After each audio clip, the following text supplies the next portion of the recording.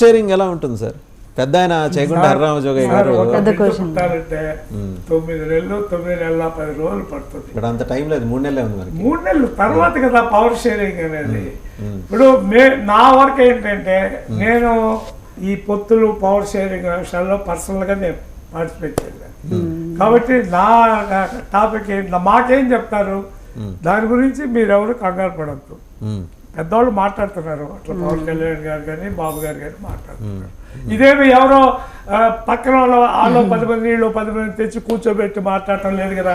వాళ్ళు డైరెక్ట్గా ఇద్దరు కూర్చొనే మాట్లాడుతున్నారు. సో వీ ఫీల్ ఇద్దరు కూడా రాష్ట్రం మంచి కావాలని కోరుకునేవాడు. ఏ విధంగా పొత్తు అనేది ఎలా ఉండాలంటే ఇదేదో రష్యా అమెరికా పొత్తు కాదు.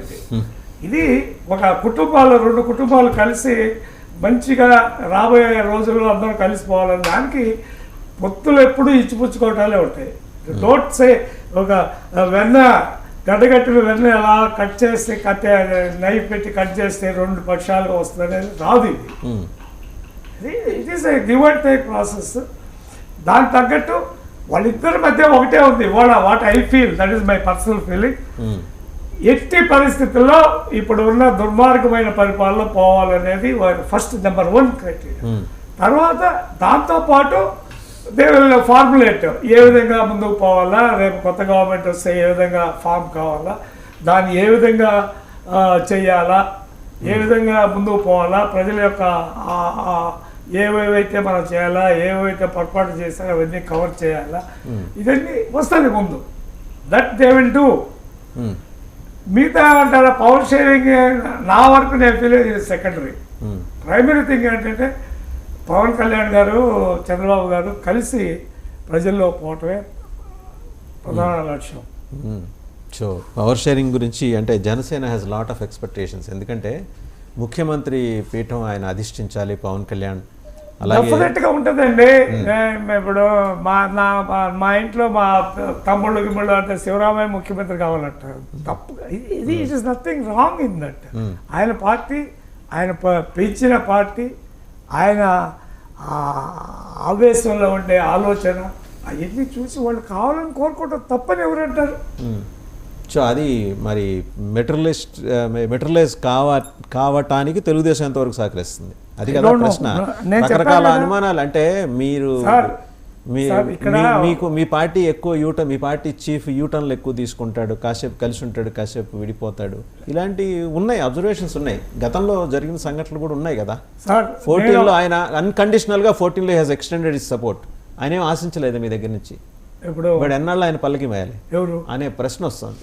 ఇప్పుడు నేను చెప్పేది ఒక మాట అండి. ఇక్కడ ఇష్యూ మనం వీఆర్ సైడ్ sidestepping the main. Issue నేను చెప్పాను కదా, ఇవన్నీ సెకండరీ థింగ్స్. ఎంత మంత్రులు కావాలా, ముఖ్యమంత్రి ఎవరు కావాలా, ఎవరు ఎంత మంత్రులు ఉండాలా, ఎవరికి ఎన్ని ఎమ్మెల్యేలు కావాలా, ఎవరికి ఎన్ని ఎంపీలు కావాలా, అదొకటే కాదు కదా. It won't stop there. ఆ అట్టడుగు పంచాయతీ సభ్యుడి వరకు వస్తుంది ఇది కంటిన్యూషన్. ఇది సో ఎట్లా ఎలా చేయాలనేది మోడాలిటీస్ ఫస్ట్ బాబు గారు పవన్ కళ్యాణ్ గారు నిర్ణయించుకొని then they will formulate a committee and they will do it. అది జరిగేది. బట్ డోంట్ జంప్ దాని మీద ఎగిరి దాంట్లో దూకేయటం కరెక్ట్ కాదు. మీరే అన్నారు కదా జనసేన కార్యకర్తలు కూడా చంద్రబాబు ముఖ్యమంత్రి. నేను కొంతమంది అన్నాను, ఐ డిడ్ సే ఆల్. నా నియోజకవర్గంలో మా మీటింగ్ లో కొంతమంది అన్నారు. మేబీ జనసేన వాళ్ళు అయి ఉండరండి. డెఫినెట్ గా వాళ్ళైతే ఖచ్చితంగా మా జనసేన కార్యకర్తలు అయితే కాదు. ఇట్లాగే మనకు అన్నెసరీగా సమన్వయ కమిటీలో జరిగిన మాటలని చెప్తున్నాను. ఒక సమన్వయ కమిటీ ఫస్ట్ టైం అరేంజ్ చేసాం కందుకూరులో. మా ఇన్ఛార్జి, నేను, ఇంకా మిగతా అందరూ మా ఎమ్మెల్సీ ఒక ఆయన. డాక్టర్ శివరాం గారు, అంటే ఓపెన్గా చెప్పండి, నిజంగా ఓట్ ట్రాన్స్ఫర్ ఉంటుందా మీ నుంచి జనసేనకి? చాలా సందేహాలు ఉన్నాయి, అందుకని అడుగుతున్నా. కందుకూరు నియోజకవర్గం ఒకటి కాదు.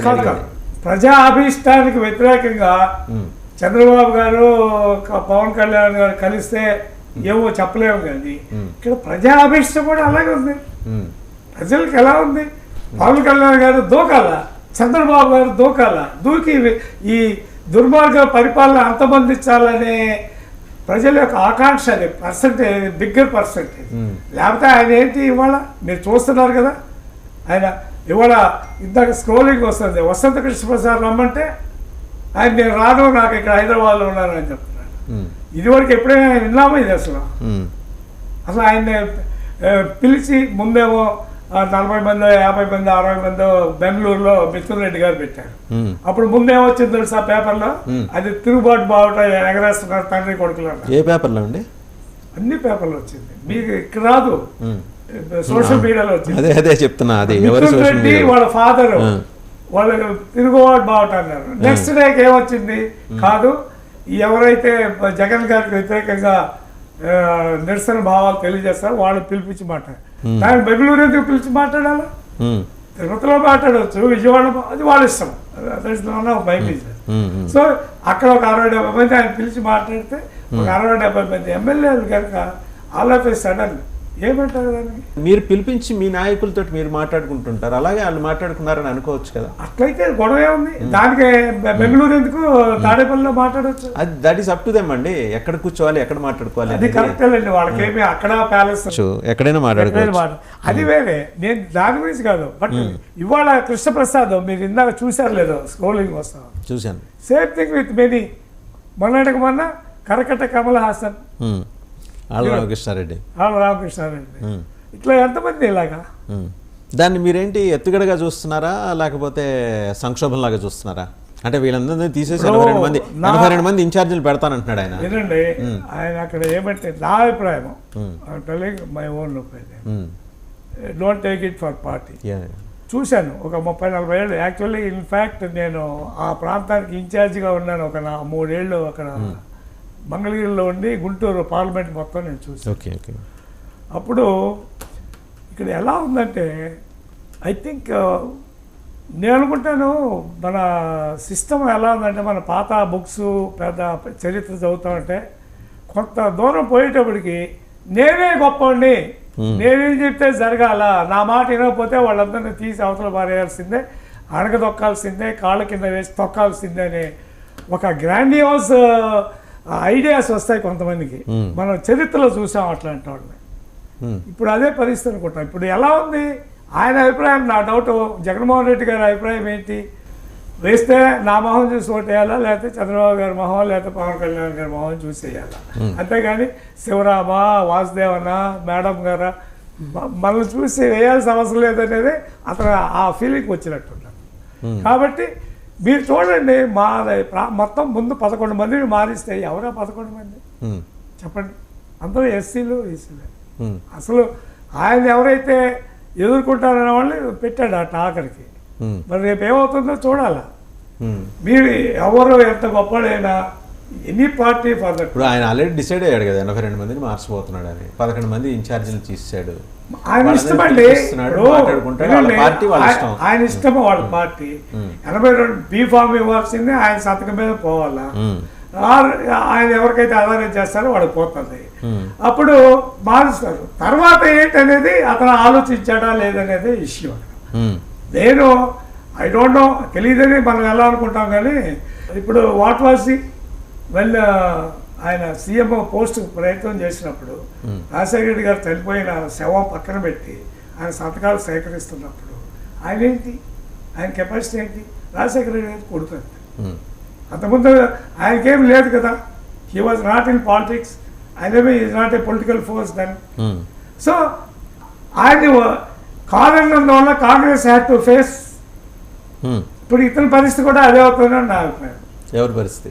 జగన్మోహన్ రెడ్డి 82 మందిని ఒకసారి తీసేయటం అనేది అది మన రాజకీయ చరిత్రలో చాలా కష్టమైన పని. మీరేమనుకోండి, 82 మందిని ఒకసారి మార్చే పరిస్థితి మీకు కనిపిస్తుందా? నాకు నమ్మకం లేదు, నాకు పూర్తి స్థాయి నమ్మకం లేదు. ఇందాకన్నారు ఎస్సీలు బీసీలు మాత్రమే. మొన్న 11 మంది. ఆళ్ళ రామకృష్ణారెడ్డి ఎవరు? మొన్న 11 మంది. ఆ బ్యాచ్ లో రామకృష్ణారెడ్డి లేడు. తర్వాత ఆ 11 అమలు చేస్తున్న ఆల్రెడీ వెళ్ళిపోయిన రెడ్ల సంగతి ఏంటి? ఎవరు ఆల్రెడీ వెళ్ళిపోయిన రెడ్ల ఎవరు సంగతి వెళ్ళారు? మేకపాటి ఆయన వెళ్ళాడు. అది వాళ్ళు సార్ రామనారాయణ అది జగన్మోహన్ రెడ్డి వల్ల వెళ్ళలేదు వాళ్ళు. అక్కడ లోకల్ పాలిటిక్స్ వెళ్ళారు. వాళ్ళకి వాళ్ళ అన్నకి తగదు, అక్కడ వాసుల దగ్గర తగదా. ఎవరు నేను ఆ ప్రాంతం వాడు కనుక మీరు అదే ప్రాంతం కాబట్టి ఆయన వాళ్ళ అన్నకి వాళ్ళకి ఆస్తుల దగ్గర తగదా, కొంచెం వేరే విషయాలు పర్సనల్ విషయాల దగ్గర తగాదాలు, పెత్తనాల దగ్గర తగాదాలు అక్కడ వచ్చింది. అలాగే మన రామనారాయణ రెడ్డి వాళ్ళు కూడా అదే పరిస్థితి. సమ్ పర్సనల్ లోకల్ పర్సనల్ అంతే కానీ జగన్మోహన్ రెడ్డిని ఇదేని లేకపోతే ఆయన ఏదో వాళ్ళని తిట్టాడు. వాళ్ళందరినీ మీరు భుజాన వేసుకుని టికెట్లు ఇస్తారంటగా? అందరికి ఎవరు చెప్పారు నాకు తెలియదు అంటున్నారు. మొన్న తాడికొండ నుంచి శ్రీదేవి గారు ఆవిడ వచ్చి జాయిన్ అయ్యారు. ఆవిడనేమో బాపట్ల ఎంపీగా కంటెస్ట్ చేస్తున్నారని సమాచారం.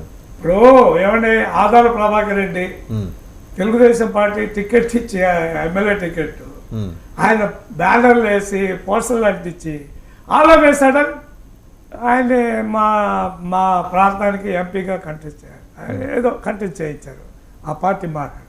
సో ఏది దట్ వాజ్ ఆఫ్టర్ ఈ పుట్ నామినేషన్స్ స్టేజ్లో వేసిన తర్వాత అది ఎక్కడైనా అవుతాను ఉంది. అది దట్స్ వేర్ మన రాజకీయాలు భ్రష్టు పట్టిపోయిందంటానికి కారణం అది. ఏమండి ఇప్పుడు హరిరామ జోగయ్య గారు పెద్ద ఆయన ఆల్మోస్ట్ ఎవ్రీ 2 daysకి ఒక లెటర్, ఒక బహిరంగ లేఖ అని పెడుతున్నారు. ఆయన మీకు మంచి చేస్తున్నాడో చెడు చేస్తున్నాడో తెలియదు కానీ ఆ 57 నియోజకవర్గాలు మొత్తం 58, ఆయనకు ఒక నియోజకవర్గం తగ్గించారు. 58 నియోజకవర్గాల్లో మీకు లాస్ట్ టైం 2019లో 10,000 ఓట్ల పైబడి వచ్చినాయి. ఆ 10,000 పైబడి వచ్చిన చోట ఖచ్చితంగా